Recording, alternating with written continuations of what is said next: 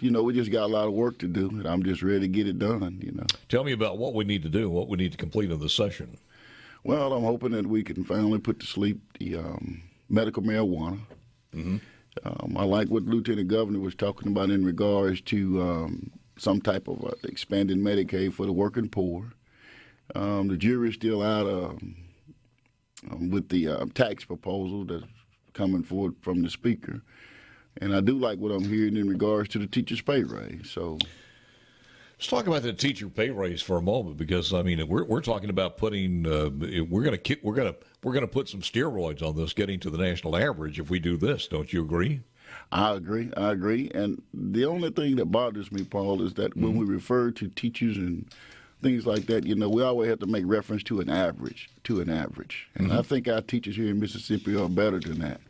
And so I don't think that we should try to make them average to anyone else. I think they're better equipped to teach, and I think they're better teachers than anyone else around us. So, well, you say that monolithically or categorically, and I agree with you in some part. The problem with giving all teachers a raise or giving everybody a raise, and that's part of the industry as far as teachers or nurses or whatever the organizations are. It's not meritorious. It brings in the bad teachers with the good teachers. It brings in teachers who are burned out, or teachers who may not need to be in the classroom anymore, with teachers who are trying to do their best, regardless of race, regardless of age, regardless of gender. But it's just one of those things that's built in, and we can't do anything about it. Well, I agree with you on that, but then, that's why we have principals and superintendents to make sure that those type of people are not in the classroom teaching our children. Well, I said well spoken, and I agree with it, and thank God for that. And hopefully they can pick out the best ones. Right now, with the shortage, it's hard to fire a teacher, though. You know what I mean? It's tough. I agree. Lieutenant Governor and the Senate Chairman, Dennis DeBar, proposing a $210 million investment in teachers over the next 2 years. This would raise the teacher base pay to an average of $4,700, up to an average of $4,700. If you're a starting teacher with a baccalaureate degree, you would start off at about $40,000. And I think that's real close now. But that's just the starting salary. The teachers are going to get a $500 step increase every year. Now, my understanding, and stop me if I'm wrong, Mr. Chairman, but you got that. You had to wait for, what was it, 3 to 4 years before you got that increase? I think that's about right. The first 3 years of teaching, but now they're going to do this as soon as the first 3 years you'll get it. Then after the 5th year, you'll get a not a $500 increase, but I think a bigger increase. And the reason they're doing this is because the average shows that most of these teachers don't make it 5 years. Most of these young teachers who start off, they quit the industry or they quit the occupation before they get to the 5th year. So the base salary does not include any of the local supplements teachers receive or state supplements like extra compensation to locate in certain critical areas. So by the time you put some of the extra incentives in there, this has got to help out the teaching profession in our country or in our state. Anything else you want to mention about that?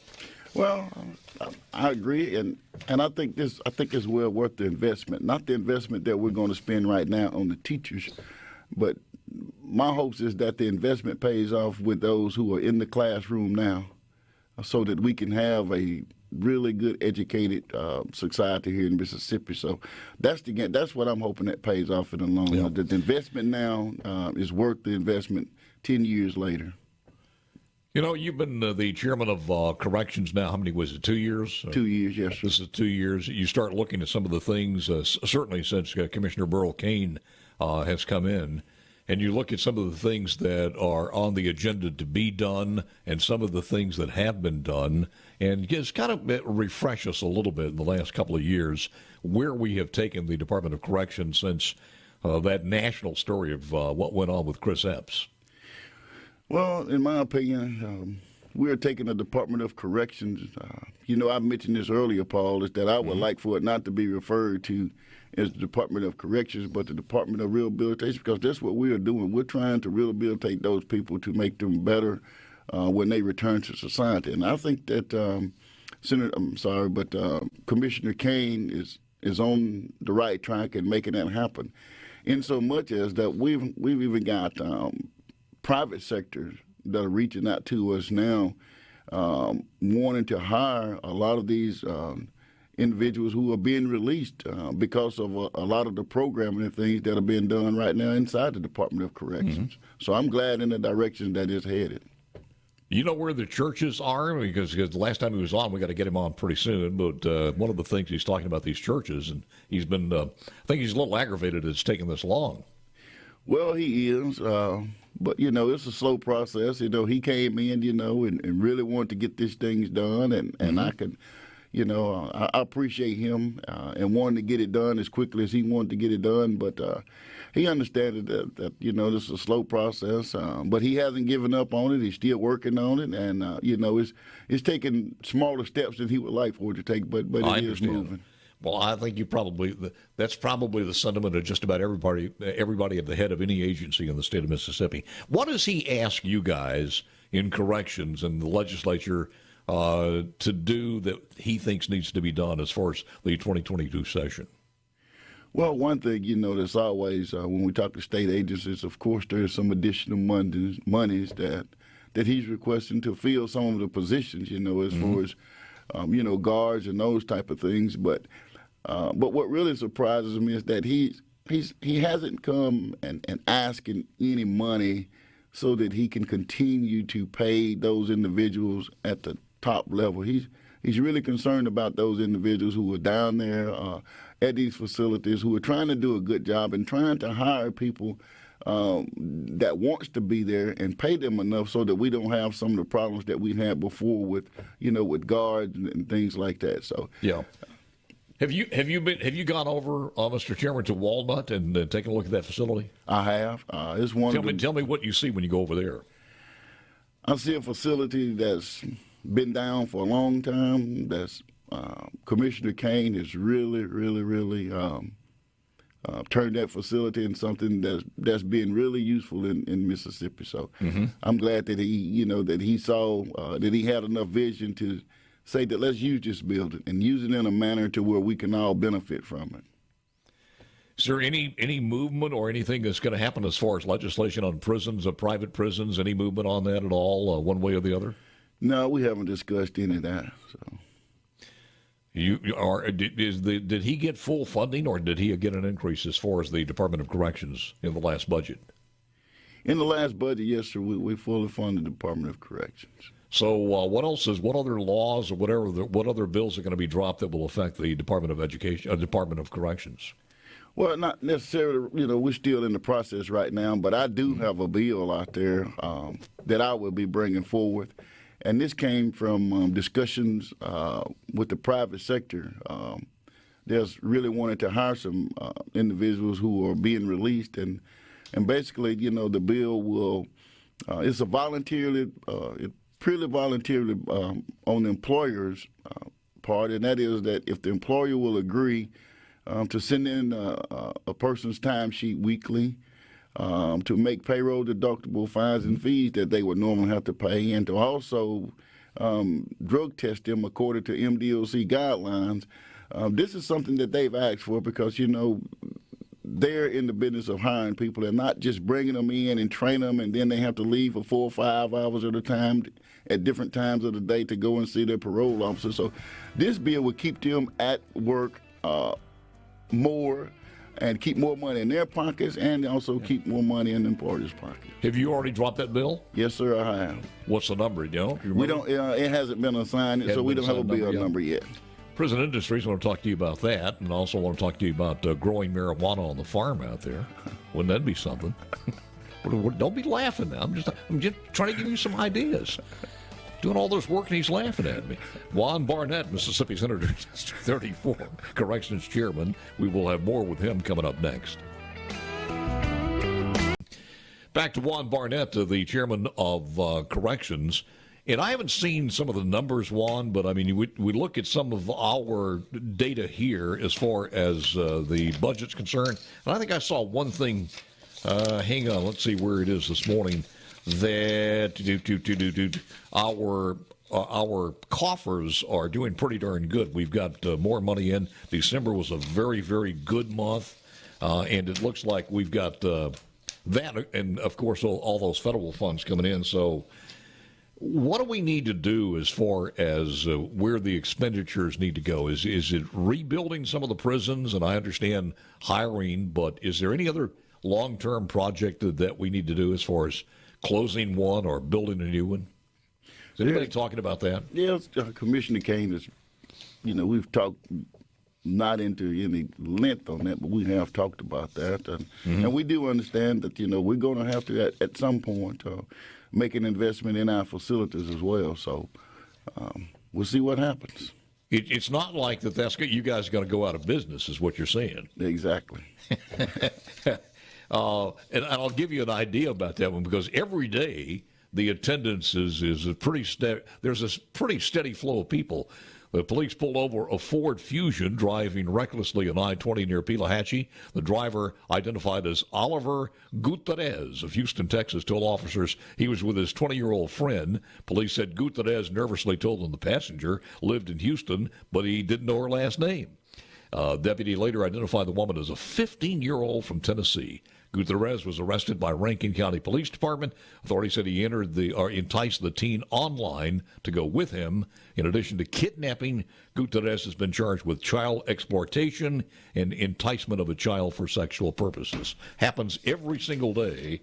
So the Department of Corrections is not going to shut down from lack of business. We'll say that.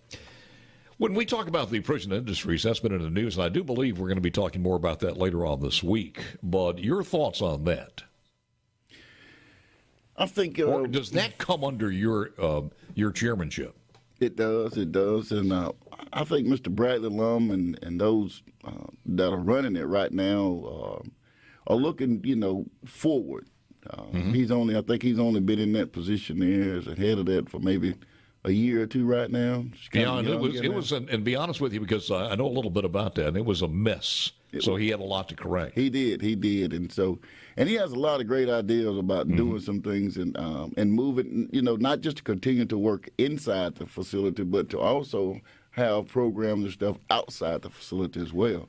So I appreciate, the work that he's doing and the thing that that he wants to get done there. I saw some of the stats on some of the things that he had done, and they look pretty darn good. But the problem there is having the chance to go forward and having the funding to do that. I'm not sure how many prisoners take advantage of that. Do you know?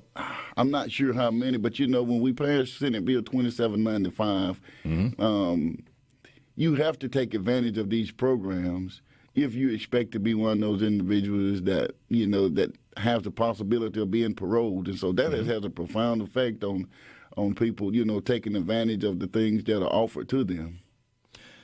You guys talk much, and I need to get to the medical marijuana part of this because you brought it up a little bit, but you guys get to the point of where you sit down with your cohorts and you say, how's this going to affect the Department of Corrections across the entire state? Because every inch of Mississippi, regardless of private or public, is going to be affected one way or the other. So do you have some type of plan on that one for the correction facilities in our state? With marijuana? Yeah. In other words, can you smoke it in prison? Can you, even if they have a medical marijuana card? Will there be drug tests increasing on the security guards, and how you're going to be faced with that? I'm sure that Chairman Blackwell will talk to us more in regards to that. But I have let it be known that I'm not one that's in favor of of marijuana just being openly used in the facility, unless, I could see it for terminally ill people and stuff like that. But just for the general population, I'm not sold on that idea yet. In other words, if you have some type of ailment that may qualify and you're incarcerated, you wouldn't be in favor of them using it within the cell? No, sir. Unless, like I said, it's a terminally ill, somebody on hospice, but just to... No, because we can find an excuse to get a car. I'm just wondering because we were laughing about this when we exited the last break here, But as far as growing marijuana, I can understand that's not a very good idea on the prison grounds. But there is a lot of different things prison industries probably could do as far as building some of the infrastructure for greenhouses and things such as that. You ever thought about that? No, I haven't thought about that, honestly. But since you brought it up, I guess we need to consider that. Man, this show becomes the font of ideas for the entire state here. And, Perez and I will take a coupon at the end of the day. So anything else that you want to mention, sir? No, just continue to pray for us because we definitely going to need it this legislative session. I think. Are you going to, if the first of all, I don't know whether the initiative process is going to come up. We were told that there's a meeting, what is it, on Thursday or something, possibly on Thursday, to come up as far as working on the initiative process? I don't know, Paul. I mean, there's so many moving pieces and parts to what we're doing right now, and it's just kind of hard to be everywhere at the same time. That is true, and to back that up, most of what's going on now is going from committee meeting to committee meeting, and it's hard to keep up with a lot of different things. Well, look, I do appreciate you coming by, and we thank you. I understand that you've got a meeting to go to, and the House, well, let's see here. The Senate gavels in at 10 o'clock this morning. You guys gavel in at 2 p.m. this afternoon. No, we gavel in at 10. The House gavel in at 2. And ding, the House convenes at, you gavel in at 10 o'clock this morning? That's correct. Okay, well, then I got it back. I must have gotten the dyslexic note this morning, so I'll double check that. Well, we're the Marines of this place. We do more work before 10 o'clock than they do all day. Well, we know that because on Friday, you guys are working and the Senate went home. They just went home. So, Juan, it's always good talking to you, sir. Appreciate it very, very much. And love the tie. Thank you. We'll have... We'll keep you as the best tie of the year so far, but then again, this is only the 11th.